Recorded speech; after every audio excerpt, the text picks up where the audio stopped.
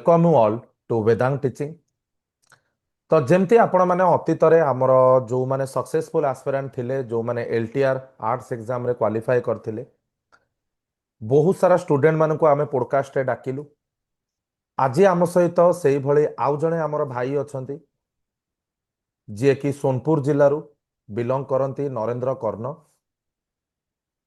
तो तांकर आज आमे देखिबा केमिति प्रिपरेशन थिला केउं भली भाबरे सी तांकर टीचिंग एग्जाम रो जर्नी आरंभ करथिले कहबा तो ठीक हबनी कारण से विगत 2018 रु 2025 मसिया 26 मसिया जाए जेपर्यंत एलटीआर रो आपण मानकर रिक्रुटमेंट बाहरिनी से पर्यंत से ऑलरेडी जूनियर टीचर रे वर्तमान बलांगीर रे से पोस्टिंग तांकर हेइची 6 वर्ष 7 वर्ष हबो से ऑलरेडी जॉब रे अछंती किंतु तांकर कठिन परिश्रम एवं अध्यवसाय बଳରେ तो वर्तमान सान भाई आमर एलटीआर आर्ट्स एग्जाम रे क्वालिफाई करचंती।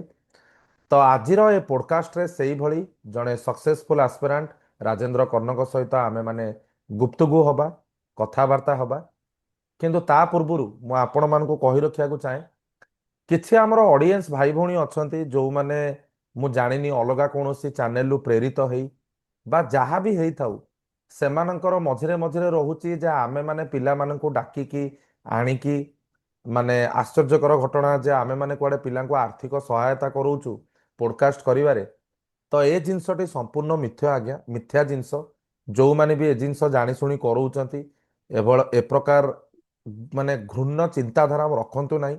आपण मानक सहित आम सहित जो स्टूडेंट माने आसुचंती दे आर ट्रूली माने आम पे से माने हीरो जदियो आमे भी तांको पढ़ेइचु करिचु तो से भलिया कमेंट बा मेसेज करंतु नाही। जदि आपन को कौनसी जिनसर प्रमाण दरकार आम सहित देखा हुंतु कथा हुंतु तो जो अलग अलग आईडी रे आसिकी आपण माने जो मेसेज करूचंती डोंट डू दैट। तो डेरी न करी आजिर अतिथि को आमे स्वागत करिबा राजेंद्र कर्ण सोनपुर जिल्लारू। नरेंद्र कर्ण सर। नरेंद्र भूल कर्ण सर। कहली भूल कहली ना आज्ञा सर। भूल नरेंद्र कहली कर्ण। राजेंद्र को नरेंद्र कहिदेली नरेंद्र को राजेंद्र कहिदेली हो ठीक अछि आउ थरे मुल्टू करबा नरेंद्र हला आज्ञा सर। हो। नमस्कार जय Jagannath welcome you all to Vedanta teaching. आजिर ए पॉडकास्ट रे आम सहित जने एभलिया अतिथि अछंती जे कि एलटीआर एग्जाम खाली क्वालिफाई करनांतु विगत 7 वर्ष रु 8 वर्ष हबो जूनियर टीचर एग्जाम पाई कि बलांगीर रे से कार्यरत। तांको घर होची सोनपुर। मते गोटे मेसेज आसिला जे सार आपणक सहित अतीत रे देखा आइथिला एवं आपणक सहित पुणी देखा होबा को चाहूची किंतु सेही हॉट सीट रे बसिबी सेही पॉडकास्ट रे बसिबी। तो तांको ना होची नरेंद्र कर्ण। तो वर्तमान से भाई को आमे आजिर ए वेदांत टीचिंग रो पॉडकास्ट को स्वागत करिबा जानिबा तांकर प्रिपरेशन केमिति थिला जॉब करिकी गोटे जूनियर टीचर एग्जाम क्वालिफाई करी जॉब रे रही केउं भली भाबरे से तांकर हाई स्कूल टीचर हबार लक्ष्य पूरण करि पाइले से जिंस को आज आमे जानिबा। तो चलंतु स्वागत करिबा नरेंद्र भाई को। नरेंद्र केमति अछ? प्रणाम सर। राधे नमस्कार राधे। प्रणाम। केमिति अछ? भल अच्छे सर। भलो अछु। तो आज्ञा सर। रेजल्ट बाहरला जदि मु भूल नुह 16 कि 17 फेब्रुआरी बोधे 17 सर। 17 तारिख सेतेबेलु कोउठ थिलु सांग? सेते हेले ए बलांगीर रहउची सर। बलांगीर। तो तमर बलांगीर कौन करूच जेमती मु पिलांको वीडियो आरंभ रु कहली तो बलांगीर नरेंद्र भाई कौन जॉब रे अछ पिलांको? बलांगीर रे सर 2018 रु प्राइमरी स्कूल रे काम करूची। आ प्राइमरी वर्तमान स्कूल भी रे पढुछ। से जगह रे आज्ञा 8 वर्ष हेलानी 2018 रु वर्तमान भी से जगह रे काम करूची सर। तो एलटीआर रिजल्ट जेतेबेले बाहरिला बंधु सेतेबेले प्रथम जिंस रिएक्शन कौन थिला कारण एटा जो स्टूडेंट हमर आछंती जो माने सक्सेस पाइचंती तांको मोर प्रथम क्वेश्चन जे केउ भली भाबरे आपणकर जर्नी केमिति थिला माने जर्नी कहूची से जेतेबेले रिजल्ट बाहरिला सेतेबेले फास्ट कॉल संग काहाकू करथिलु? सेते बेले फास्ट बड़ भाई को जाइथिला। अच्छा। आज्ञा आउ तापरे खाली घर लोक? बड़ भाई सर बापा माँ तो फोन बाबदरे नाइ जानन खाली कहिदेली आउ हे जैसे आउ अच्छा। माँ को जणाई देबो कहली।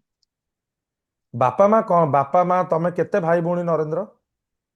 सर आमे 3 जण भाई खाली मुई होचे अच्छा। संपूर्ण सान सर। दी भाई कौन करंती? बड़ भाई ଟାଟାର ଲାଇନମ୍ୟାନ୍ ଅଛନ୍। ଆଉ ମନ ଉପର ଭାଇ ମଝିଆ ଭାଇଟା ଏ ଟ୍ରାନ୍ସପୋର୍ଟରେ ଅଛନ୍ ସାର୍, ଟ୍ରେଡିଂ ବାପା କରୁଛନ୍। ବାପା କଣ କରନ୍ତି? ଚାଷ କାମ ସାର୍। ଚାଷ ମା କାମ ହାଉସ କରନ୍ତି। ମା ମା ସବୁ ଗୃହିଣୀ। ଆଜ୍ଞା ସାର୍। ତମ ସହିତ ନରେନ୍ଦ୍ର ଆମେ ପୂର୍ବରୁ ଅତୀତରେ ଆମେ ଦେଖା ବି ହେଇଛେ। ଆଜ୍ଞା ତୋର ମୋର ସାଙ୍ଗ ଫଟୋ ବି ଅଛି ନାଇଁ? ଆଜ୍ଞା ସାର୍। ତୋର ମୋର ଫଟୋ ବି ଅଛି। ଗୋଟେ ଫଟୋ ହେବା ପାଇଁ ମୁଁ ଆପଣଙ୍କୁ ବହୁତ ରିକ୍ୱେଷ୍ଟ କରିଥିଲି। ହଁ, ତୁ ମତେ ଗୋଟେ ଫଟୋ ଦବାକୁ ରିକ୍ୱେଷ୍ଟ ବି କରିଥିଲୁ। ତ ମୁଁ ଆଜ୍ଞା ସାର୍। ପିଲାମାନଙ୍କୁ ସେଇ ଜିନିଷ କହୁଛି ଯେ ନରେନ୍ଦ୍ର ସାଙ୍ଗରେ ମୋର ଆଗରୁ 6-8 ମାସ ତଳେ ଦେଖା ବି ହେଇଥିଲା। ତ ଫାଇନାଲି ଦେଖନ୍ତୁ ଆଜି ସେ ମୋ ସାମ୍ନାରେ ବସିଛି, ମୁଁ ତା ସାମ୍ନାରେ ବସିଛି। ତ ନରେନ୍ଦ୍ର ଭାଇ ଗୋଟେ ଜବ ରେ ରହି, ଜୁନିୟର ଟିଚର ଆଜ୍ଞା ଭଳି ଗୋଟେ ଜବ ରେ ଯେଉଁଥିରେ ସ୍କୁଲ ଯିବାକୁ ପଡୁଥିବ, ସ୍କୁଲର ବିଭିନ୍ନ ହୁଁ। କାର୍ଯ୍ୟ କ୍ଲାସ ସହିତ କରି ଗୋଟେ ହାଇସ୍କୁଲ ଏକ୍ସାମ ପାଇଁ ପ୍ରିପେୟାର ହବା, ଏଇଟା କେତେ କଷ୍ଟ ଥିଲା? ବା ଏ ଜର୍ଣ୍ଣିରେ ତମକୁ କଣ ସବୁ ଡିଫିକଲ୍ଟି କଣ ସବୁ ଫେସ୍ କଲ? କଷ୍ଟ ତ ନିହାତି ରହିବା ସାର୍। କାମ 6 ରୁ 8 ଘଣ୍ଟା କରିକିରି ତାରପରେ ନିଜର ଲାଗି ଟାଇମ ବାହାର କରିକିରି ପଢ଼ବାଟା ନିହାତି ପରିଶ୍ରମର ଜିନିଷ। ଫିର୍ ବି ଭରସା ଥିଲା, ବିଶ୍ୱାସ ଥିଲା ଯେ ନିଶ୍ଚିତ ଭାବରେ ମୁଇଁ ହେଇପାରବା ମୋର ଦ୍ୱାରା। ଆଉ ସାର୍ ମୁଇଁ ଯେତେବେଳେ ଆପଣଙ୍କର ସାଙ୍ଗେ ମୋର ନାଇଁ ହେଇଥାଏ କି ଆପଣଙ୍କୁ ମୁଇଁ ନାଇଁ ଜାଣିଥାଏ, ତ ସେଇ ସମୟରେ ମାନେ ବହୁତ ବହୁତ ନର୍ଭସ ଲାଗୁଥିଲା ସାର୍। ମୋର ଜିଏସ୍ ସେକ୍ସନଟା ବହୁତ ୱିକ୍ ଥିଲି ମୁଁ। ହୁଁ ହୁଁ ହୁଁ। ତ ଏନ୍ତା ଏସ୍ଏସ୍ବି ଟିଇଟି ସାର୍ ମୋର 21 ରୁ 23 କଲି ଇଗ୍ନୋରେ ବିଏଡ୍ଟା। ଆଚ୍ଛା। ଆଉ ସେଇ ସମୟରେ ଏସ୍ଏସ୍ବି ଟିଜିଟା ଆପ୍ଲାଏ କରିଥିଲି ଯେତେବେଳେ ପ୍ରିଭିୟସ୍ ଟାଇମ୍ ମାନେ ବାହାରିଥିଲା। ପୂର୍ବ ବର୍ଷର ସାଙ୍ଗ ଯୋଉ SSB TGT। ଆଜ୍ଞା ସାର୍। ଆଚ୍ଛା। ସେତିକି ପ୍ରିପାରେସନ୍ ହେନ୍ତା ଠିକ୍ ଠାକ୍ ନାଇଁ ଥାଇ, ବଟ୍ ଏକ୍ଜାମଟା ଇଏ କରିକିରି ଆସିଲି। ଏକ୍ଜାମର ସେତିକି ସମର ଭ୍ୟାକେସନ୍ ଥିଲା ସାର୍। ହୁଁ ଆଉ ଜଷ୍ଟ 8-10 ଦିନ ଆଗରୁ ହୁଁ। ଏନ୍ତା ସ୍କ୍ରୋଲ କରୁ କରୁ ମୋବାଇଲଟା ଇଏ କରୁ କରୁ ମୁଇଁ ଭିଡ଼ିଓଟେ ପାଇଲି, ଜୋଗ୍ରାଫିର ଭିଡ଼ିଓଟେ ପାଇଲି। ଜୋଗ୍ରାଫିର, ହଁ। ଆଜ୍ଞା ସାର୍। ହୁଁ ତାପରେ ସେ ଭିଡ଼ିଓଟା ମତେ ବହୁତ ଭଲ ଲାଗଲା ସାର୍। ଭଲ ତାପରେ ଲାଗିଲା। ବହୁତ ଭଲ ଲାଗଲା ଆଉ ପୁରା କନସେପ୍ଟ ପୁରା କ୍ଲିୟର ହେଇଗଲା ପୁରା। ହୁଁ ହୁଁ ହୁଁ। ଆପଣ ପ୍ରିଭିୟସ୍ କହୁଥିଲେ ସେଇ ଏଇଥର ଭିଡ଼ିଓଟା। ଭିଡିଓଟି, ହଁ ହଁ ହଁ। ଆଜ୍ଞା ସାର୍। ନାଇଁ ଆଉ ଆକ୍ଚୁଆଲି ସବୁ ନରେନ୍ଦ୍ର, ମୁଁ ଆକ୍ଚୁଆଲି ଗୋଟେ କଥା କହିବାକୁ ଚାହୁଁଛି, ଆମର କିଛି ହେଟର୍ସ ଅଛନ୍ତି ସାଙ୍ଗ। ଆଜ୍ଞା ବୁଝିପାରିଲୁ? ସାର୍। ଏ ଯୋଉ ଆଜ୍ଞା ଭିଡିଓ ସବୁ ମୁଁ ପୋଡକାଷ୍ଟରେ ପକେଇଲି, ଆମର ଯୋଉମାନେ ସବୁ ଅତିଥି ମାନେ ବା ଫ୍ରେଣ୍ଡସ୍ ମାନେ ଯୋଉମାନେ ଏକ୍ସାମ ପାଇଲେ ଆସିଲେ, ସେମାନେ ଆଜ୍ଞା କିଛି ଯୋଉମାନେ ଆମର ଅଛନ୍ତି, ଯୋଉମାନେ କହିପାରିବୁ ହେଟର୍ସ ବା ଯୋଉମାନେ ଆମର ସକ୍ସେସ୍ ଦେଖି ପାରୁନାହାନ୍ତି, କିଛି ତା ଭିତରୁ ଘୃଣ୍ୟ ମାନସିକତାର ଲୋକ ମେସେଜ କଲେ ଯେ ଏମାନେ କୁଆଡେ ପିଲାମାନଙ୍କୁ ପଇସା ଦେଇକି ଡାକୁଛନ୍ତି, ପିଲାମାନେ କୁଆଡେ ପଇସା ଦେଇକି ଆସୁଛନ୍ତି ପୋଡକାଷ୍ଟ ଦବାକୁ। ମୁଁ ଜେନୁଇନ ଜିନିଷ ସାଙ୍ଗ ତତେ କହୁଛି, ତୋର ତ ନାଇଁ ଭାଷା ବି ବୋଧ ସାର୍। ହୁଏ, ଯଦି ତୁ ପିଓର ଯଦି କହିବୁ ବଲାଙ୍ଗୀର ବା ପଶ୍ଚିମ ଓଡିଶା ଭାଷା, ମୁଁ ତ ବୋଧେ ବୁଝି ଆଜ୍ଞା ବି ପାରିବିନି। ତୁ ମତେ ଗୋଟେ କଥା ଆଜ୍ଞା କହ, ତୁ ମତେ ଯେତେବେଳେ ମେସେଜ କଲୁ, ସେ ମେସେଜ କଣ ଥିଲା? ମୁଁ ସ୍କ୍ରିନସଟ ବି ତାର ଦେଇଛି ହେଲା। ସେ ମେସେଜ କଣ ଥିଲା? ମୁଇଁ ଆଉ ପ୍ରକୃତରେ ଗୋଟେ ଷ୍ଟୁଡେଣ୍ଟ ଟିଚର ରିଲେସନ ଆକ୍ଚୁଆଲି ଏଭଳିଆ ଲୋକ ସାଙ୍ଗ ଜାଣି ହିଁ ପାରିବେନି। ମୁଁ ଜେନୁଇନଲି ଆଜ୍ଞା କହୁଛି। ମାନେ ତୁ ନାଇଁ କଣ ମୁଇଁ ମେସେଜ କରିଥିଲୁ କହ? ଯେତେବେଳେ ରିଜଲ୍ଟ ତ ବାହାରିଲା, ଜଷ୍ଟ ସେଟା ମୁଇଁ ରୋଷେଇ କରବାର ଲାଗି ମୁଇଁ ଷ୍ଟାର୍ଟିଂ କରୁଥିଲି ସାର୍। ହଁ ଆଉ ଜାଣିଲି ରିଜଲ୍ଟ ବାହାରିଲା ବୋଲିକି, ତାପରେ ରିଜଲ୍ଟଟା ଦେଖିଲି, ରୋଷେଇଟା ବନ୍ଦ କରିଦେଲି। ହଁ ଆଉ ଦେଖିଲି, ତାପରେ ଭାଇଙ୍କୁ ଜଷ୍ଟ କଲଟେ ଯାଇଛି, 2-4 ଜଣ ସାଙ୍ଗ କଲ୍ କଲେ। ଆଉ ତାରପରେ ଖାଇସାଇଲି, ଆପଣଙ୍କୁ ପହଲା ମେସେଜ କଲି ସାର୍। ହଁ। ସେ ମେସେଜ ଅଛି ମୋ ପାଖରେ, ମୁଁ ଆକୁ ସ୍କ୍ରିନସଟ ସାଙ୍ଗ ଲଗେଇବି। ଆଜ୍ଞା। ଆଉ ମୁଁ ତତେ ଆଉ ଫାଷ୍ଟ ମୁଁ କହିଥିଲି ସେଥିରେ ନରେନ୍ଦ୍ର ଆମେ ପୋଡକାଷ୍ଟ କରିବା। ଆଜ୍ଞା ସାର୍। ହଁ, ଫାଷ୍ଟ ମୁଁ ଆପଣ ସେଟା କହିଥିଲେ, ଆଉ ମୁଇଁ ହଁ ବି କହିଥିଲି। ଆଉ ସେଥିରେ ମୁଇଁ ଲେଖିଥିଲି ଯେ ଆପଣ ହିଁ ମୋର ଜିଏସ୍ ର ବେସ୍ କେସ୍ ଷ୍ଟ୍ରଙ୍ଗ କରିଥିଲେ, ଆପଣଙ୍କ ଲାଗି ହିଁ ଆଜି ଯେ ଜିନିସଟା ହେଇଛି, ଏଇଟା ହେଇଛି ପସିବଲ ହେଇଛି ବୋଲିକି ସାର୍ ମେସେଜ ଦେଇଥିଲେ। କରିଥିଲୁ। ତ ଥ୍ୟାଙ୍କ ୟୁ ବ୍ରଦର। ପ୍ରକୃତିରେ ସେଇ ଜିନିଷ ହେଇଛି ସାର୍। ମୋର ଇକୋନୋମିକ୍ସ ତ ଏତେ ଡର ଥିଲା ଯେ ମୁଇଁ କହିବି ନା ପାରେ। ଜୋଗ୍ରାଫି ବି ବହୁତ ୱିକ୍ ଥିଲା ସାର୍। ବୁଝୁଛି। ଏ ଯେତେବେଳେ ଇଏ କୌଣସି ଏକ୍ଜାମରେ ଆମର ହଁ ହଁ। LTR ହଉ କି RST ହଉ କି SSB TT ହଉ ସାର୍, ହୁଁ କୌଣସି ଗୋଟେ ସବଜେକ୍ଟ ଆମେ ସ୍କିପ୍ କରିଦେଲେ ଜବ୍ ପାଇବାଟା ମୁସ୍କିଲ ହେଇଯିବ ସାର୍। ମୁସ୍କିଲ ହେଇଯିବ ନିଶ୍ଚିତ। ମାନେ ଇଂଲିଶ ଓଡ଼ିଆ ଭଲ ହଉଥିଲା, ବଟ୍ ଜିଏସ୍ ସେକ୍ସନରେ ମୁଇଁ ବହୁତ ୱିକ୍ ଥିଲି। ହୁଁ ତ ସେଇ ହୁଁ ଭିଡିଓ ଯେତେବେଳେ ସାର୍ ମୁଇଁ ପାଇଲି, ମତେ ହୁଁ ଲାଗିଲା ଯେ ମୁଁ ଯଦି ଆଗରୁ ପଢିଥିତି, ତାହେଲେ ହଁ SSB TT ବି ମୋର ହେଇଯାଇଥିତା। ବୁଝୁଛି। ଆଉ ହୁଁ ସେଇ ଏକ୍ଜାମରେ ସାର୍ ମୁଇଁ ଜଷ୍ଟ ଏତେ ତ ମୋର ପ୍ରିପାରେସନ୍ ନାଇଁ ଥାଏ, ଜଷ୍ଟ ଯାଇକିରି ଏକ୍ଜାମ୍ ଆଟେଣ୍ଡ କରିକି ଆଇଲି। କିନ୍ତୁ ମୋର ହୁଁ। ଏକ୍ସପେକ୍ଟେସନରୁ ମାନେ ସେଟା ଜାଦା ମାର୍କ ଆଇଥିଲା ସାର୍। ତାପରେ ଆଚ୍ଛା। ସେନେ ଗୋଟେ କନଫିଡେନ୍ସ ଟେ ଆସିଲା ମୋର ଯେ ନିଶ୍ଚିତ ଭାବରେ ପାରିବି। ମୋର ଯଦି ଜିଏସ୍ ସେକ୍ସନଟା ଯଦି କ୍ଲିୟର ହେଇଯିବା ତାହେଲେ ମୁଁ ହଁ ନିଶ୍ଚିତ ଭାବରେ ନେକ୍ସଟ ଏକ୍ଜାମରେ ସିଓର ସକ୍ସେସ୍ ପାଇବି ବୋଲିକି ସାର୍ ଆଶା ଥିଲା। ଆଉ ମୋର ମନେ ଗୋଟେ ଆସିଲା ଯେ ସାର୍ ମାନେ ଏତେ ଭଲ ଏଇଟା କରୁଛନ୍, ବୁଝେଇ ପାରୁଛନ୍, ମାନେ ସେମାନେ ଯେନେ ବି ଥନ୍ ମୁଇଁ ତାକୁ ହିଁ ପଢ଼ବାର ଅଛି। ଆଉ ସେଇ ବୁଝିଲି। ମୁଁ ଆଉ କିଛି ନା ଜିନିଷ ଚିନ୍ତା କରି ସାର୍। ଆଉ ତାପରେ ସେନେ ଆପଣଙ୍କର କ୍ଲାସ୍ ଇଏ କରିଥିଲି ସାର୍। Thank you Narendra. ମତେ ଗୋଟେ ଜିନିଷ ସାଙ୍ଗ କହ, ଯେତେବେଳେ ତୁ ପ୍ରିପେୟାର ହେଲୁ ମାନେ ଜେଟି ପାଇଲା ପରେ ଏସଏସବି ଆଜ୍ଞା। ଟିଜିଟି ତୁ କହିଲୁ ତୋର ଅଳ୍ପ ମାର୍କରେ ରହିଗଲା, ଏଲଟିଆର ତ ଫାଇନାଲି ହେଲା, ତା ପୂର୍ବରୁ ସାଙ୍ଗ ଆଉ କିଛି ଏକ୍ଜାମ ଦେଇଥିଲୁ ନା ଦେଇନଥିଲୁ? ଏକ୍ଜାମ ମାନେ ଦେଇଥିଲି ସାର୍। ଉଁ, ଏ ଯୋଉଟା ବା ଯୋଉ ଟ୍ରିପଲ ଏସି ର ଡବଲ ଏସି ର ଏକ୍ଜାମ ମାନେ ଦେଇଥିଲି। ବଟ୍ ଦେଇଥିଲୁ। ହେତେ ମାନେ ଇଏ ମୋର ମେନ୍ ଫୋକସ୍ ଥିଲା ସାର୍। ପହଲାରୁ ମୁଁ ଆଉ ଟିକେ ଆଗରୁ କହୁଛେ, ମୋର ଲାଇଫ ର ଏମ୍ ଟା ଟିଚିଂ ଲାଇନ୍ ନାଇଁ ଥାଏ ସାର୍ ଫାଷ୍ଟରୁ। ଆଚ୍ଛା। ମୁଁ ଆଚ୍ଛା। ଡିଫେନ୍ସ ଲାଇନ୍ ଲାଗି ପୁରା ପାଗଳ ହେଇଯାଉଥିଲି ସାର୍। ଓକେ। ଆଉ ଯେତେବେଳେ 2018ରେ ମୋର ସେ ଟାଇମରେ ଇ ଜେଟିରେ ଜଏନ୍ କରବାର ଆଗରୁ ସାର୍ ମୋର ମର୍ଚାଣ୍ଟ ନେଭିରେ ହେଇଥିଲା। ଆଉ ସେଇ ପାଖାପାଖି ସେଇ ସେମ୍ ୱିକରେ ଏଇଟା ମୋର ବି ଫାଇନାଲ ବାହାରିଲା। ଆଚ୍ଛା। ତ ମୁଇଁ ମର୍ଚାଣ୍ଟ ନେଭିରେ ଯିବାର ଲାଗି ମୋର ମନ ଭିତରେ ମୁଁ ଫିକ୍ସ କରିଥିଲି। କିନ୍ତୁ ବାପା ମା ମନା କଲେ ଯେ ଏଇଟା ତ ସବୁଠାନୁ ଭଲ ଏଇଟା, ଆଉ ହେତେ ଦୂର କାହିଁ ରହିବୁ, ଏଇଟା ତ ଘର ପାଖରେ ରହିବୁ ଆଉ ସବୁ କିଛି କରିପାରିବୁ ଭଲ ବୋଲିକି କହିଲେ। ତ ବାପା ମାଙ୍କର କଥା ଇଏ କରିକିରି ମୁଁ ସେଇଟା ଜଏନ୍ କଲି ସାର୍। ଆଉ ତ ହେ ଫାଇନାଲି ଟାଇମରେ ମୋର ବାପା ମାଙ୍କ କଥା ମାନିକିରି ତୁ ମର୍ଚାଣ୍ଟ ନେଭିରେ ନ ଯାଇକି ଜୁନିୟର ଟିଚରରେ ଜଏନ୍ କଲୁ? ଆଜ୍ଞା ସାର୍, ଆଜ୍ଞା ସାର୍। ତ ଓକେ। ତାରପରେ ଧୀରେ ଧୀରେ ଟିଚିଂ ପ୍ରଫେସନ ପୁରା ଭଲ ଲାଗିଗଲା ସାର୍। ଏବେ ମୁଁ କହୁଛେ ହାର୍ଡଲି କହୁଛେ ମାନେ ଟିଚିଂ ପ୍ରଫେସନ କେ ଛାଡିକିରି ମୁଁ ଆଉ କୌଣସି ଜବ୍ କରିକି ନା ପାରେ। ନାଇଁ ତୁ 6-8 ବର୍ଷ ହେଲାଣି ସାଙ୍ଗ ଗୋଟେ ପ୍ରଫେସନରେ ରହିସାରିଲୁଣୁ ନା, ତ ଆଜ୍ଞା ତାକୁ ସାର୍। ପୁଣି ଛାଡିକି ଅଲଗା ପ୍ରଫେସନକୁ ଯିବାର ଆଉ କିଛି ଆବଶ୍ୟକତା ବି ବନ୍ଧୁ କଣ ନାହିଁ। ସେ ପଢୁଥିଲୁ ଟାଇମରେ କେତେବେଳେ ନରେନ୍ଦ୍ର? ତୁ ତ ସ୍କୁଲ ଆଜ୍ଞା ଯାଉଥିବୁ, ଖାଉଥିବୁ, ନିଜେ ରୋଷେଇ ବି ବୋଧ ହୁଏ ଯେହେତୁ ଆଜ୍ଞା ନିଜେ ବାହାରେ ଅଛୁ, ରୋଷେଇ ଆଜ୍ଞା ନିଜେ ରୋଷେଇ। ନିଜେ ରୋଷେଇ ତ ପଢୁଥିଲୁ କେମିତି କଣ, ମାନେ କୋଉ ସମୟରେ ପଢୁଥିଲୁ? ସାର୍ ମତେ ମେନ୍ କିରି ସାର୍ ଯେତେବେଳେ ସ୍କୁଲରେ ଆମର ତ ପ୍ରଥମରୁ ଅଷ୍ଟମ କ୍ଲାସ ତକ ଅଛି। ହୁଁ।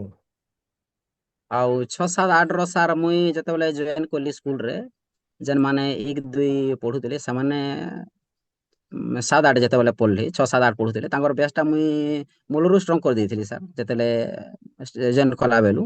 ତ ଏବେ ବହୁତ ଭଲ ମାନେ ଷ୍ଟୁଡେଣ୍ଟ ମାନେ ଥିଲେ ବି ଆଉ ଅଛନ୍ ବି। ତ ଆଚ୍ଛା। ଯେତେବେଳେ ମୁଇଁ ସାର୍ ତାଙ୍କୁ ଜିଏସ୍ ସେକ୍ସନ ଟା ପଢଉଥିଲି ହୁଁ। ତ ସେ ସମୟରେ ମୋର ଗୋଟେ ମାନେ ପଢାଟା ହେଇଯାଉଥିଲା। ମୁଁ ମାନେ ତାଙ୍କୁ ପଢାଲା ସହିତ ମୋର ପଢାଟା ବି ହେଇଯାଉଥିଲା।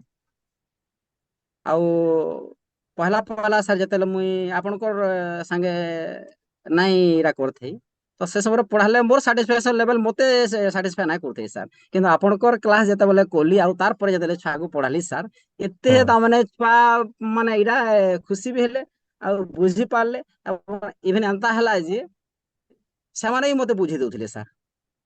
ମାନେ ମୋଠୁ ପଢିକି ତୁ ଯାଇ ପିଲାଙ୍କୁ ପଢେଇ ଦଉଥିଲୁ। ପିଲାକୁ ପଢଉଥିଲି ସାର୍। ଆଉ ସେହି ସମୟରେ ହିଁ ମାନେ ଏତେ ଛୁଆଙ୍କର ମାନେ ସକ୍ସେସ ଦେଖିକିରି ସବୁଥିରେ ସାର୍ ମାନେ ହଁ ମତେ ବହୁତ ଇଟା ହେଲା ଆଉ ମତେ ଗୋଟେ ଇନ୍ସପିରେସନ ମିଳିଲା ଯେ ମାନେ ମୁଇଁ ପଢାଲେ ମୋର ଛୁଆ ବୁଝି ପାରୁଛନ୍ ତ ସେଇ ଜିନିଷ କି ମୁଇଁ ବି ପୁରା ଏଟା କରମି। ଆଉ ସେନୁ ନିହାତି ତାର ନିହାତି। ବହୁତ ପରିଶ୍ରମ କଲି ସାର୍ ଛୁଆକୁ ପଢାବା ଲାଗି ବହୁତ ପରିଶ୍ରମ କଲି। ଆଉ ସେ ସାଙ୍ଗେ ସାଙ୍ଗେ ମୋର ବି ମାନେ ପୁରା କ୍ଲିୟର ହେଇଗଲା କନସେପ୍ଟ ସାର୍। ମୁଁ ତା ଆପଣଙ୍କର ଭିଡିଓ ମାନେ ଦେଖିଲି। କହିବାକୁ ଗଲେ ତୋର ପ୍ରିପାରେସନ ତୋର ଜବ୍ ହିଁ ତୋର ପରୀକ୍ଷା ପାଇବାରେ ତତେ ବହୁତ ବଡ ହେଲ୍ପ କରିଛି। ଆଜ୍ଞା ତୁ ନିଶ୍ଚିତ ଭାବରେ ନିଜେ ସାର୍। ଜବ୍ କାଇକି ଯୋଉ ପିଲାମାନଙ୍କୁ ସାଙ୍ଗ ପଢେଇଲୁ ତୋର ସେଇ ଆଜ୍ଞା ଜବ୍ ପାଇବାଟା ହିଁ ପିଲାମାନଙ୍କୁ ବହୁତ କିଛି କଣ କରିଛି ହେଲ୍ପ କରିଛି।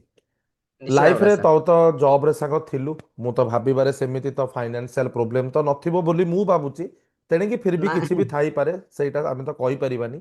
ଏଇ ଯୋଉ ନାଇଁ ମଝିରେ ମଝିରେ ସାର୍। ବନ୍ଧୁ ମୁଁ ଏଇଟା ସମସ୍ତଙ୍କୁ ପଚାରେ ଏଇ ଯୋଉ ଏଲଟିଆର ଏକ୍ଜାମ କୁ ଏତେ ଡେରି ହବାକୁ ନେଇକି ଇସ୍ୟୁ ହେଲା କିମ୍ବା ଯୋଉ ଆଜ୍ଞା ସାର୍। ପିଲାଙ୍କର ଷ୍ଟ୍ରାଇକ ବଗେରା ହେଲା ସେତେବେଳେ ତ ଆଜ୍ଞା। ଡିମୋଟିଭେଟ ଫିଲ୍ ହଉଥିବ।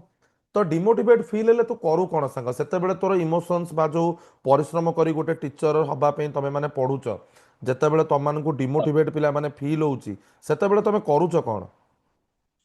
ସାର୍ ସେ ସମୟରେ ଯେତେବେଳେ ଫିଲ୍ମ ତ ଠିକ ଠାକ୍ ହେଲା ମେନ ର ଏକ୍ଜାମ ଡେଟ୍ ବି ଆସିଲା। ହୁଁ ଆଉ ଯେତେବେଳେ ମାନେ ଗୋଟେ କିମ୍ବା 2 ଦିନ ଆଗରୁ ଯେନ୍ ଏକ୍ଜାମଟା କ୍ୟାନସେଲ ହେଲା ତ ନିଶ୍ଚିତ ଭାବରେ ସମସ୍ତଙ୍କୁ ସେଟା ଟିକେ ଡିପ୍ରେସ କରି ଯାଇଥିଲା। ଫିର୍ ବି ସାର୍ ଯେତେ ତ ଆମେ ସେହି ଡେଟ୍ରେ ଏକ୍ଜାମ ଦେବୁ ବୋଲି ପ୍ରିପାରେସନ୍ କରିଥିଲୁ ତାରପରେ ବି ସାର୍ ପୁଣି ମୁଇଁ ଆପଣଙ୍କର ଭିଡ଼ିଓ ପୁଣି ମୂଳରୁ ଦେଖବାଟା ଷ୍ଟାର୍ଟ କଲି। ବୁଝିଲି ଆଉ ସେଇ ଭିଡ଼ିଓ ଆଚ୍ଛା ଆପଣଙ୍କର ଭିଡ଼ିଓରେ ସାର୍ ମୁଇଁ ଅଲଗା ସେକ୍ସନରେ ତ ଠିକ୍ ଠାକ୍ ଥିଲା ବଟ୍ ଜିଏସ୍ ସେକ୍ସନଟା ମାନେ ୱିକ୍ ଥିଲା ଆପଣଙ୍କର ଭିଡ଼ିଓ ସାର୍ 6ରୁ 8 ଥର ଦେଖିଛେ ପ୍ରତ୍ୟେକ ଭିଡ଼ିଓ ସାର୍ ପ୍ରତ୍ୟେକ ଭିଡିଓ ପ୍ରତ୍ୟେକ ଭିଡ଼ିଓ 6ରୁ 8 ଥର ଦେଖିଛେ। ପହଲା ଫାଷ୍ଟ ତ ନୋଟ୍ ନାଇଁ କରେ ସାର୍ ମୁଇଁ କିଛି ନୋଟ୍ ନାଇଁ କରେ ଆଚ୍ଛା ଫାଷ୍ଟ 2 ଥର ଜଷ୍ଟ ଖାଲି ନା ଦେଖିମି ଖାଲି ପୁରା ଭଲସେ ବୁଝିମି ତାରପରେ ସାର୍ ଜଷ୍ଟ ମାନେ ସର୍ଟ ନୋଟ୍ କରମି ପୁରା ଯେନ୍ଟା କି ବୁଝୁଛି ଏ, ମାନେ ଗୋଟେ ଚ୍ୟାପ୍ଟର ଦରକାର ପଡିଲେ ଗୋଟେ ପେଜ କିମ୍ବା 2 ପେଜରେ ବି ରହିଯାଉଥିବା ସାର୍। ବୁଝିଲି ହଁ ହଁ ତୋର ଯୋଉ ସାଙ୍ଗମାନେ ଯୋଉମାନେ ପ୍ରିପେୟାର ହଉଛନ୍ତି ଟିଚିଂ ଏକ୍ଜାମ ପାଇଁ ବା ଯେକୌଣସି ସରକାରୀ ଏକ୍ଜାମ ପାଇଁ ତାଙ୍କୁ ତୁ ସଜେସନ୍ସ କଣ ଦେବୁ ନରେନ୍ଦ୍ର? କାରଣ ନିଜେ ଚାକିରି କରି ଘରକୁ ସମ୍ଭାଳି ରୋଷେଇ କରି ସବୁ ଜିନିଷ କରି at the end of the day you got the exam. ତୋର ସେଇ ଆଜ୍ଞା ଫ୍ରେଣ୍ଡସ୍ ମାନେ ଯୋଉମାନେ ପ୍ରିପେୟାର ହଉଛନ୍ତି ବା ଯୋଉମାନେ ଆଜ୍ଞା ଜବରେ ଥାଇକି ପ୍ରିପେୟାର ହଉଛନ୍ତି ସେମାନଙ୍କୁ ତୋର ଆଜ୍ଞା ସଜେସନ୍ସ କଣ ରହିବ? ଫାଷ୍ଟ ତ ସାର୍ ମୁଇଁ କହିମି ଯେ ଆମେ ଯେତେବେଳେ ସାର୍ ଜଷ୍ଟ ଏବେ ପୁରା ନ୍ୟୁଲି ଯେନ୍ ମାନେ ବି ପ୍ରିପାରେସନ୍ କରୁଛନ୍ତି ତାଙ୍କ ଲାଗି ତ ହୁଁ ମୁଇଁ ହୁଁ କହିମି ସେମାନେ ତ ପ୍ରିପାରେସନ୍ କରିକିରି ଟିକେ ଟିକେରେ ଇଏ ହେଇଯାଇଛି ତ ସେମାନେ ତ ଜଷ୍ଟ ଯେନ୍ତା ପଢୁଥିଲେ ସେଇଟା କଣ୍ଟିନ୍ୟୁ କରୁନ୍ ସାର୍। ଆଉ ଗୋଟେ କଥା କହିମି ଯେ କୌଣସି ଗୋଟେ ଚ୍ୟାପ୍ଟର କେ ଆମେ 15ଟା ଜାଗାରୁ ସାର୍ ନାଇଁ ପଢିକିରି ସେହି ଚ୍ୟାପ୍ଟର କେ 15 ଥର ରିଭିଜନ କରବାଟା ହଉଛି ଇମ୍ପୋର୍ଟାଣ୍ଟ। ଏଇଟା ହଉଛୁ ତୁ ସପ୍ତମ ପିଲା ଯିଏକି LTR ପାଇଲା ପରେ ଏ ଜିନିଷ ପୋଡକାଷ୍ଟରେ ପୁଣି କହିଲା। ମୁଁ ସେଇ ଜିନିଷ ଆଜ୍ଞା ମୋ ନିଶ୍ଚିତ ଅଡିଏନ୍ସ ଭାବରେ ମାନଙ୍କୁ ସବୁବେଳେ କୁହେ ଯେ କାଇଣ୍ଡଲି ଗୋଟେ ପାଠକୁ 15ଟା ବହିରୁ ପଢନ୍ତୁନି, ସେଇ ଆଜ୍ଞା ଗୋଟାଏ ସାର୍ ପାଠକୁ ଗୋଟାଏ ବହିରୁ 15 ଥର ପଢନ୍ତୁ। କାରଣ ଯିଏ ଆସିଛି ନରେନ୍ଦ୍ର ଏଇ ଜିନିଷ ହିଁ ସେମାନେଠୁ କହିକି ଯାଇଛନ୍ତି। କିନ୍ତୁ ଆଜ୍ଞା ପିଲା କଣ ସେଥିରେ କରନ୍ତି ପିଲା ଖାଲି ବୁଲି ବୁଲି ଏଠି ଟିକେ ସେଠି ଟିକେ ସେଠି ଟିକେ ଏଇଭଳି ଭାବରେ ପିଲାଙ୍କର କ୍ଲାସେସ୍ ଚାଲେ ଯୋଉଟା କି ସାର୍ ପିଲାଙ୍କୁ ସେ ସକ୍ସେସ୍ ନ କରେଇବାର ସବୁଠୁ ବଡ ଜିନିଷ। ହଁ ସେଇ ଜିନିଷ କଲେଜ ସାର୍ କାଣା ହବା ନିଜର ଭିତରେ କେତେବେଳେ କନଫିଡେନ୍ସ ନା ଆସେ ଯେ ମୁଁ ଗୋଟେ ଚ୍ୟାପ୍ଟର କଭର କଲି ମୋର ଜିନିଷଟା ହେଇପାରବା ମୋର ଜିନିଷଟା ହେଇ ନାଇଁ ପାରେ। ଆପଣ ଯେତେବେଳେ ଗୋଟେ ଜିନିଷ ବାର ବାର ରିଭିଜନ କରିବେ ସେଥିର ଭିତରେ ଅନେକ ଗୁଡେ ଜିନିଷ ସାର୍ କ୍ଲିୟର ହେଇଯାଇସି। ନିହାତି ନିହାତି ନିହାତି। ତ ଫାଷ୍ଟ ଜିନିଷ ହେଲା ଯେ ଆମେ ସାର୍ କିଛି ନାହିଁ ମାନେ 6 ମାସରୁ ବର୍ଷେ ଜଣେ ଯଦି ଡେଡିକେଟେଡଲି ପରିଶ୍ରମ କରବା ସାର୍ ମାନେ ଜଣେ ଫାଷ୍ଟ ଟାଇମରେ ବି ସେ ନିଶ୍ଚିତ ଭାବରେ ଏକ୍ଜାମ କ୍ୱାଲିଫାଏ କରବା ସାର୍। ତ ଏଇଟା ତ ସବୁଠୁ ବଡ ଜିନିଷ ଯୋଉଟା ଆମର ଭାଇ କହିଲେ ନରେନ୍ଦ୍ର ଭାଇ ଯେ ପ୍ରଥମ ଥରରେ ବି ଜଣେ ଚାହିଁଲେ ପିଲାମାନେ କଣ ଏକ୍ଜାମ କ୍ଲିୟର କରିପାରିବ। ତ ଆରାମରେ ସାର୍ ସେଇଭଳି ଆରାମରେ ହେଇପାରବା ସାର୍। ସେଇଭଳି ପିଲେ ପ୍ରିପେୟାର କରନ୍ତୁ। ଆପଣଙ୍କ ଆଗରେ ଜ୍ୱଳନ୍ତି ଦୃଷ୍ଟାନ୍ତ ଗୋଟେ ପିଲା ଚାକିରି କରି ସକାଳ 10ରୁ ସନ୍ଧ୍ୟା 4 ନିଜେ ରୋଷେଇ କରି ଆସି LTR ପାଇଲା। ଆଉ ଆପଣଙ୍କୁ କେମିତିଆ ଉଦାହରଣ ଆମେ ମାନେ ଆଣିକି ଦବୁ କୁହନ୍ତୁ? ବିଭିନ୍ନ ପ୍ରକାର ପିଲା ଆସୁଛନ୍ତି ପୋଡକାଷ୍ଟରେ, କାହା ଘର ବଲାଙ୍ଗୀର, କାହା ଘର ଝାରସୁଗୁଡା, କାହା ଘର କେନ୍ଦ୍ରାପଡା, କାହା ଘର ମାଲକାନଗିରି, ତାପରେ ବି ପିଲାଙ୍କର ସମସ୍ତଙ୍କର ଇସ୍ୟୁ ଥାଇକି ଦେ ଗଡ୍ ସକ୍ସେସ୍। ତେବେ ଆପଣ କାହିଁକି ନୁହଁ? ବହୁତ ଖୁସି ଲାଗିଲା ଆକ୍ଚୁଆଲି ନରେନ୍ଦ୍ର ତମେ ସମୟ ଦେଲ। ଆମେ 3-4 ଦିନ ହବ କରିବା କରିବା ବୋଲି ସମୟ ହେଇପାରୁନଥିଲା, ତୋର ବି ସମୟ ହଉନଥିଲା। ତ ଆଜ୍ଞା ବହୁତ ସାର୍ ବଡ ଜିନିଷ ବି ସେୟାର କଲ କେଉଁ ଭଳି ଭାବରେ ପ୍ରିପାରେସନ ରହିବା ଦରକାର। ଆଉ ମୁଁ ଶେଷରେ ଗୋଟେ ଜିନିଷ ପଚାରିବି ନରେନ୍ଦ୍ର ଭାଇ, ଆଜ୍ଞା ସାର୍ ବର୍ତ୍ତମାନ ତ ତମେ ପରୀକ୍ଷା ପାଇଗଲ LTR ଆଉ ହୁଏତ ମାସେ 2 ମାସ ପରେ ତମେ ଗୋଟେ ହାଇସ୍କୁଲ ଟିଚର ହେଇଯିବ। ତାପରେ ଆଜ୍ଞା ସ୍ୱପ୍ନ ସାର୍ କିଛି ଅଛି ନା ସ୍ୱପ୍ନ କିଛି ନାହିଁ ଆଗାମୀ ଦିନରେ କିଛି ବଡ ପରୀକ୍ଷାକୁ ନେଇକି? ହଁ ନିଶ୍ଚିତ ଭାବରେ ସାର୍ OES ର ସ୍ୱପ୍ନଟା ଅଛି ସାର୍। Odisha education service. ଆଜ୍ଞା ସାର୍। ଆଚ୍ଛା ବୁଝିଲି। ଓ ତେବେ ଆଉ ଠିକ ଗୋଟେ ଅଛି କଥା ସାର୍ ହଁ ସାଙ୍ଗ ଆଜ୍ଞା କହ। ଆଉ ଗୋଟେ କହ କଥା ସାଙ୍ଗ। ସାର୍ କହିମି ଯେନ୍ ମାନେ ବି ମୋର ଭାଇ ଭଉଣୀ ମାନେ ଯେନ୍ ମାନେ ଏଇ ଟିଚିଂ ପ୍ରଫେସନ କେ ମାନେ ଆସିବା ଲାଗି ଚାହୁଁଛ ହୁଁ ତ ସଫଳତା ଟା ସାର୍ ଗୋଟେ କିମ୍ବା 2 ଦିନରେ ନାଇଁ ଆସେ ସାର୍। ଆସେ ୱେଟ୍ ଗ୍ରେଟ୍। କରବାକେ ପଡବା ଆଉ ଆମେ ପରିଶ୍ରମ କର୍ମା ଆମର ବେଷ୍ଟ ଦେବାକେ ଚେଷ୍ଟା କର୍ମା ସାର୍। ଆଉ ଭଗବାନଙ୍କର ଉପରେ ବିଶ୍ୱାସ ରଖ୍ମା ସେ ନିଶ୍ଚିତ ଭାବରେ ଯେନ୍ ଟାଇମରେ ଯେନ୍ଟା ଦରକାର ନିଶ୍ଚିତ ଭାବରେ ହେବେ। ତ ଆଜି ଯଦି କିଏ ଫେଲର ହେଇଯାଇଛି ଟିକେ ଟିକେରେ ସାର୍ ନେକ୍ସଟ ଏକ୍ଜାମରେ ସେ ସିଓର ଟପ୍ ରାଙ୍କରେ ରହିବା ସାର୍। ମାନେ ନିହାତି ଏଥିରେ ନିହାତି ପରିଶ୍ରମ କଲେ ନରେନ୍ଦ୍ର ବାବୁ ନିହାତି ଭାବରେ ସଫଳତା ମିଳିବ। ଏଥିରେ ସାର୍ ନିଶ୍ଚିତ କୌଣସି ଭାବରେ ସନ୍ଦେହ ନାହିଁ। ଆଉ ଆଉ ଭଗବାନ ଯେନ୍ ମାନେ କରନ୍ତୁ। ବି ଆଜ୍ଞା ସାର୍। କହ ସାଙ୍ଗ। ଆଉ ଯେନ୍ ମାନେ ବି ଆପଣ କହିଲେ କି ଆପଣ ଇଏ କରୁଛନ୍ ପିଲାମାନଙ୍କୁ ଡାକିକିରି ସାର୍ ସେଟା କିଛି ଜିନିଷ ନାହିଁ ସେ ଆର୍ ଆପଣ ଜଣେ ଯଦି ସାର୍ ଜଣଙ୍କର ହାର୍ଡ ଲେବର ଦେଖିଛେ ପରିଶ୍ରମ ଦେଖିଛେ ସାର୍ ସେ କେବେ ବି ଇଏ ପାଇଗଲା ବୋଲିକିରି ସାର୍ ତାର ମନ ଭିତରେ ଅହଂଭାବନା ଆନେ କି ମାନେ ଡିମୋଟିଭେଟ୍ କେତେବେଳେ ନାଇଁ କରେ ସାର୍। ଆମେ ଯେତେବେଳେ ଜଣେ ଲେବର କି ଏତେ କଠିନ ପରିଶ୍ରମ କରୁଛେ, ସନ୍ଧ୍ୟା ହେଲେ ସାର୍ 300 କି 400 କି 500 ପାଉଛେ, ତ ସେଇ ପରିଶ୍ରମଟା ଯେତେବେଳେ ଗୋଟେ ପିଲାଟେ ରାତି ରାତି ଦିନ ଦିନ କରୁଥିବା, ଯାତ୍ରା ପର୍ବପର୍ବାଣୀ ନିଜର ବାହାଘର ସବୁ କିଛି ଛାଡି ଦେଇକିରି ସାର୍, ଯେତେବେଳେ ସେ ନିଜେ ଡେଡିକେଟେଡଲି ପଢୁଥିବା, ତାରପରେ ଯେନ୍ ହୁଁ ସକ୍ସେସଟା ପାଇସି, ତ ସେଇ ସକ୍ସେସ କେ କେତେ ଲୋକ ଦେଖିକି ଟିକେ କହିସନ୍, କିନ୍ତୁ ପ୍ରକୃତିରେ ଯିଏ ସାର୍ ସେ ତାର ସକ୍ସେସ ଟାକେ ମାନେ ଦେଖିକିରି ଇଏ କରୁଥିବା, ଯଦି ସେ ପରିଶ୍ରମଟା ସାର୍ ତାର ଦେଖିଛି, ତାହେଲେ ସେ ନିଶ୍ଚିତ ଭାବରେ ସେ କେବେ ନାଇଁ କହେ ଯେ ମାନେ ଅହଂଭାବ ତାର ମନ ଭିତରେ ନା ଆସେ ସାର୍ କେବେ। ନିହାତି ବହୁତ ସୁନ୍ଦର କଥା କହିଲୁ ନରେନ୍ଦ୍ର, ବହୁତ ଖୁସି ବି ଲାଗିଲା। ଆଉ ଭଗବାନ କରନ୍ତୁ ତୁ ତ ଜୀବନରେ ବହୁତ ଆଗକୁ ବଢ, ଭଲରେ ରହ, ଖୁସିରେ ରହ। ଆଜ୍ଞା ଆଉ ଆଜ୍ଞା ଯୋଉ ସାର୍। ଓଇଏସ୍ ପାଇବାର ଯୋଉ ସ୍ୱପ୍ନ ସାଙ୍ଗ ତୁ ଦେଖିଛୁ, ସେ ସ୍ୱପ୍ନ ବି ଆଜ୍ଞା ତୋର ସାଙ୍ଗ ପୂରଣ ହଉ। ଆଉ ଆଜ୍ଞା ନିଜର ସାର୍। ଏ ବହୁମୂଲ୍ୟ ସମୟ ଦେଲ, ଆମ ଫ୍ରେଣ୍ଡସ୍ ମାନଙ୍କୁ ତମର ଏକ୍ସପିରିଏନ୍ସ ସେୟାର କଲ, କିଛିଟା ଭଲ ଆଜ୍ଞା ସାର୍। କଥା ବି କହିଲ। ଯୋଉମାନେ ଆପଣ ମାନେ ଭିଡିଓ ଦେଖୁଛନ୍ତି, ସମସ୍ତେ କମେଣ୍ଟ ସେକ୍ସନରେ ଜଣାନ୍ତୁ କେମିତି ଲାଗିଲା ଏ ପୋଡକାଷ୍ଟ ଆପଣ ମାନଙ୍କୁ। ଆଉ ଯୋଉ କିଛି ଚରିତ୍ର ଆସି ମେସେଜ କରୁଛନ୍ତି ଯେ ଆମେ କୁଆଡେ ପଇସା ଦେଇକି ପିଲାଙ୍କୁ ଡାକୁଛୁ, ଆଜ୍ଞା ସେ ଜିନିଷ ନୁହଁ। ପିଲା ଆମକୁ ଭଲ ପାଉଛନ୍ତି ବୋଲି ମେସେଜ କରୁଛନ୍ତି ପରୀକ୍ଷା ପାଇଲା ପରେ। ଯଦି ଆଜ୍ଞା ସାର୍। ଏଇଭଳିଆ ଆପଣମାନଙ୍କ ଚିନ୍ତାଧାରା ରହିବ, କେବେ ବି ଆପଣମାନେ ସଫଳତା ପାଇପାରିବେ ନାହିଁ। ତ ଆଶା କରୁଛି ଆପଣମାନଙ୍କୁ ଏ ପୋଡକାଷ୍ଟରୁ ବହୁତ ସାରା ଜିନିଷ ଗାଇସ୍ ଶିଖିବାକୁ ମିଳିଥିବ। ବହୁତ ଖୁସି ଲାଗିଲା ନରେନ୍ଦ୍ର। ଆଶା କରିବି ଆଜ୍ଞା ସାର୍। ଦେଖାହବା ପୁଣି ଗୋଟେ ସୁନ୍ଦର ଜାଗାରେ କେବେ। ତମେ ଓଇଏସ୍ ନିଶ୍ଚିତ ପାଇଲେ ଭାବରେ ତମେ ମତେ ନିଶ୍ଚିତ ଭାବରେ ପୁଣି ସାର୍। ମେସେଜ କରିବ, ସାର୍ ମୁଁ ଓଇଏସ୍ ପାଇଲି। ମୁଁ ପୁଣି ଆଉ ଥରେ ଡାକିବି ଯେ ଭାଇ ମୋର ଏଲଟିଆର ପାଇଥିଲା, ଆଜି ଓଇଏସ୍ ପାଇଲା। ନିଶ୍ଚିତ ଭାବରେ ସାର୍। Thank you sir. ଧନ୍ୟବାଦ ଧନ୍ୟବାଦ ନରେନ୍ଦ୍ର ଭାଇ, ଜୟ ଜଗନ୍ନାଥ।